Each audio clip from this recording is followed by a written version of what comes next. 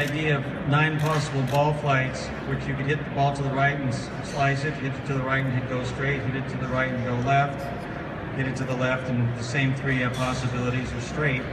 And as we get on the lesson tee, and I was teaching a lot in Westchester Country Club in New York, there's no question that's what the ball can do, but the path of the club was not nearly as important as what the club face was. And I think all of us figured that out really a long time ago. I mean, I know what the PGA of America, I wrote about it, talked about it, but I don't think a lot of young guys really get it.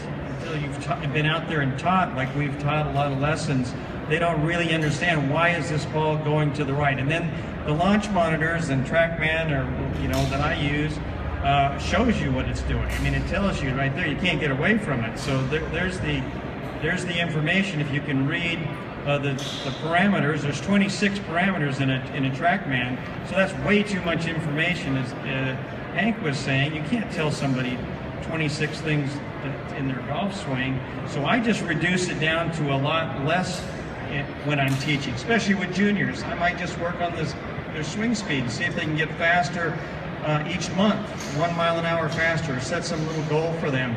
And it's same with the people I work with on their swing path. Well, if we can do their swing path a little bit better that day, and where they can see it. And the way people are now, they love being able to see it up on the big screen there and see that they made the change, when before we couldn't really do that. They had to trust the teacher, which if you had a reputation, say like your grandfather, they would listen to him pretty good. But to a young teacher, you may not listen to what they were saying. And I would also say with what David said, for example, Keegan Bradley's a guy I worked with for 5 years, and then he left and then he came back, but I know his TrackMan numbers from when he was, I think, playing hitting the ball the best, so I know what those numbers are. His numbers are different when he comes back. So when I show that to him, it's better than me just telling him what it is.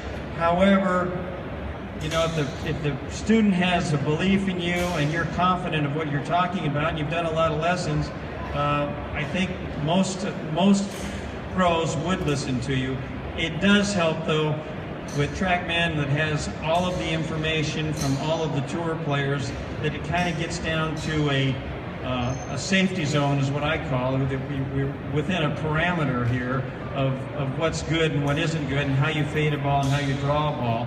So I think for a lot of people, and certainly for my staff, having the information is good. We didn't talk about force plates, which is something that measures the pressure, your center of pressure in your feet and how the pressure moves.